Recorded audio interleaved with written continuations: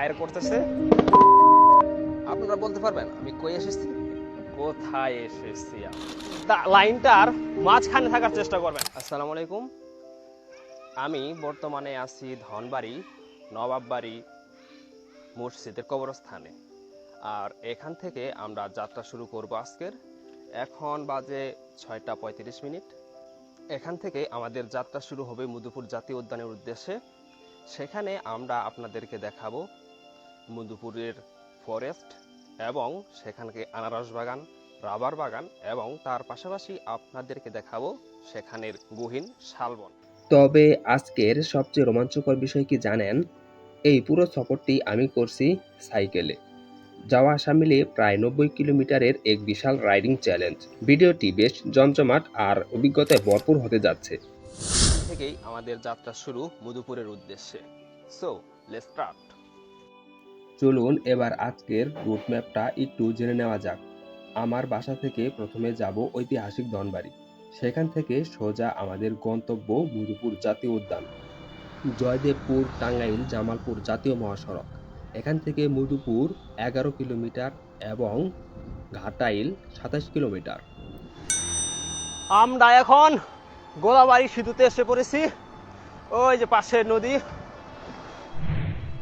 স্বাগত মধুপুর পৌরসভা। ফাইনালি আমরা মধুপুরের ভিতরে প্রবেশ করেছি। আজকের দিনটা অনেক গরম। আমরা টাঙ্গাইল সদর বিভাগে। আমরা এইমাত্র মধুপুর গোল চত্বরের সামনে পৌঁছে গিয়েছি। এখান থেকে মধুপুর 18 কিলোমিটার, মুক্তাগাছা 31 কিলোমিটার এবং ময়মনসিংহ 47 কিলোমিটার। এখন বাজে 8টা 14 মিনিট। মুক্তাগাছা 28, ময়মনসিংহ 48, ত্রিশাল 62 কিলোমিটার। আর একটা কথা না বললে নয়, সাইকেল করতে সময় সব সময় এই লাইনটার মাঝখানে থাকার চেষ্টা করবেন। কখনো লাইনটার এই পারে আসবেন না, কারণ বড় গাড়িগুলো সবসময় কিন্তু আপনাকে একদিকে পেলে থাকবে। তাই সবসময় চেষ্টা করবেন রাস্তার ঠিক এই লাইনটার মাঝখান দিয়ে চলার জন্য। কৃষি উন্নয়ন কর্পোরেশন। ভিতরে যাওয়া যাবে এমনি, শুধু রাস্তাটুকু যে এসে পড়বো। ধন্যবাদ ভাই। আমরা এখন এসেছি বাংলাদেশ কৃষি উন্নয়ন কর্পোরেশন মধুপুর। তোর জাস্ট আপনি রাস্তাটা দেখেন, দু সাইডের সৌন্দর্যটা দেখেন, অসাধারণ। আমরা এখন মধুপুর বিআইডিসি এই অফিসের ভিতরে এসেছি। আমাদের সাথে আছেন এক বড় ভাই, ইনি আমাকে ভিতরে নিয়ে আসছেন। বড় ভাইয়ের নামটা জানো কি? জাহিদুল। জাহিদুল ভাই আমাকে ভিতরে আনছেন এখানে ঘোরানোর জন্য। তো জাহিদুল ভাইকে অসংখ্য ধন্যবাদ।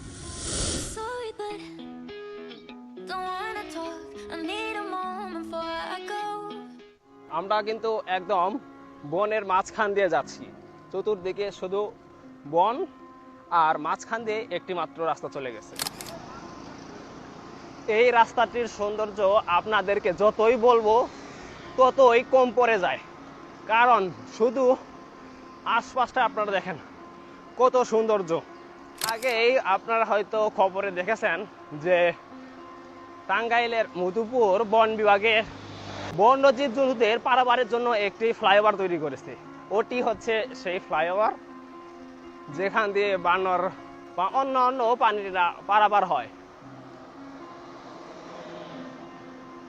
ও দেখেন, একদম গাছের এই পার থেকে ওই পারে চলে গেছে।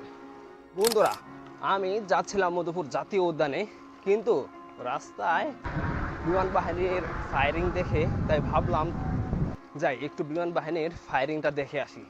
আসছিলাম বিমান বাহিনীর ফায়ারিং দেখতে, তা এখানে ভিতরে প্রবেশ নিষেধ। এখানে সাবধানবাণী লেখা আছে, সংরক্ষিত এলাকা, সর্বসাধারণের প্রবেশ নিষেধ। যাচ্ছিলাম মধুপুর জাতীয় উদ্যানে, তো রাস্তার মাঝখানে দেখলাম বাংলাদেশ বিমান বাহিনীর একটি প্রশিক্ষণ বিমান আকাশে ফায়ার করতেছে। দেখছেন? ও বাস, কি আর দারুণ শব্দ ছিল।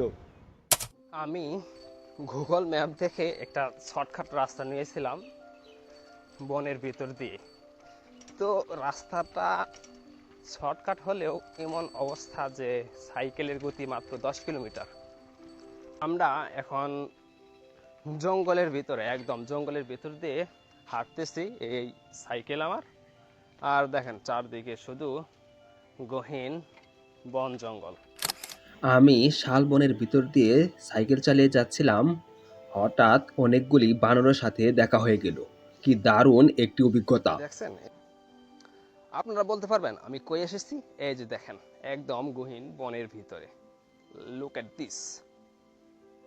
যদি আপনারাও এরকম দারুণ দারুণ ভিডিও দেখতে চান, তবে প্লিজ চ্যানেলটিকে একটি লাইক করেন এবং সম্ভব হলে ভিডিওটি শেয়ার করেন। আমি একটা কেক দিয়েছি, কেকটিও খাচ্ছে, আরও অনেকে এরা আছে আমার কাছে কেক চাচ্ছে। ও, আমি জানতাম না রাস্তার মাঝে এরা পড়বে, তাহলে আমি এদের জন্য আরও অনেক খাবার নিয়ে আসতাম। এখন এখানে এসে প্রকৃতি দেখি আমি খুবই মুগ্ধ।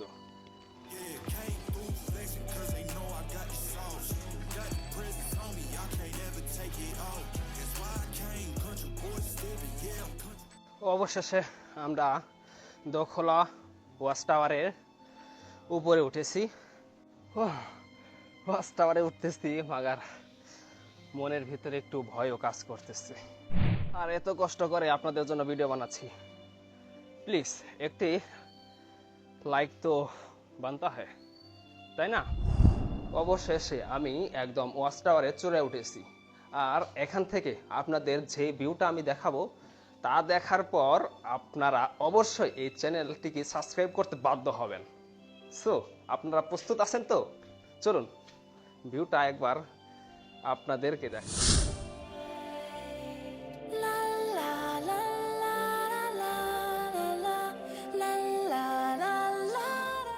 এবার নিচে নামা যাক, আল্লাহর নাম নিয়ে শুরু করি।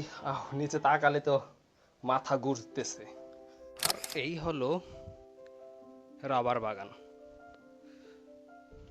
দেখছেন কত বিশাল এই রাবার বনটি।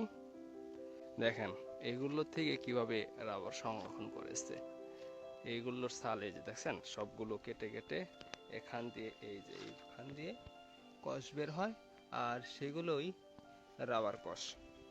আশা করি আপনারা বুঝতে পারছেন। এই যে আরেকটি গাছ দেখাচ্ছি, এইগুলো এই যে এখান থেকে লম্বা করে কেটে আনছে, তারপর এখান থেকে এইখানে একটা পাত্র বসিয়ে দেয়, তারপর সেখান থেকেই রাবার সংরক্ষণ হয়। দেখেন আমার হাতে এগুলো কি বলতে পারবেন? এগুলো হচ্ছে এই রাবার গাছগুলোর ফল। দারুণ না?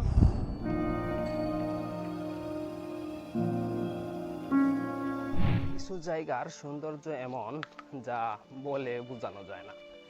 আপনারা শুধু এই আশপাশের সৌন্দর্যটাকে দেখেন, একদম নিস্তব্ধ, কোনো শব্দ নেই, এবং এখানে এই সবুজ গাছগুলো একেবারে সারিবদ্ধভাবে দাঁড়িয়ে আছে, দেখতেই মনটা একদম জুড়িয়ে যায়।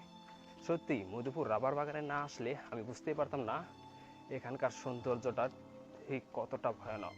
গরম এত পরিমাণে, প্রায় কি বলবো, আমার মাথা একদম গরমে গলে যাচ্ছে।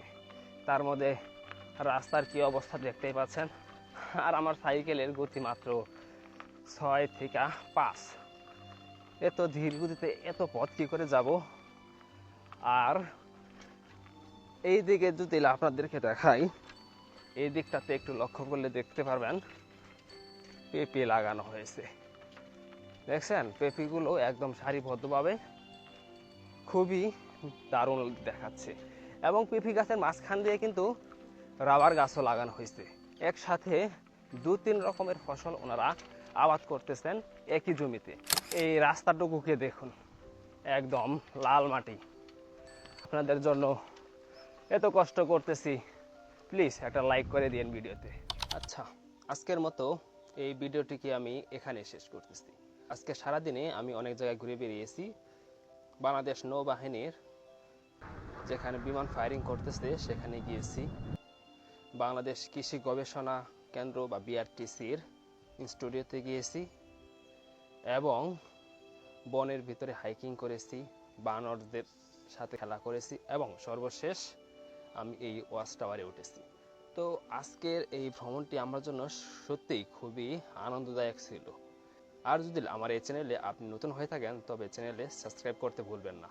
আর অবশ্যই বেল আইকনটি বাজিয়ে রাখবেন যাতে আমার এরকম আরও অ্যাডভেঞ্চার ভিডিও আপনারা দেখতে পারেন। আর অবশ্যই কমেন্টে জানাবেন আপনাদের ভিডিওটি কেমন লাগলো। সো সকলে ভালো থাকবেন, টেক কেয়ার, বাই বাই।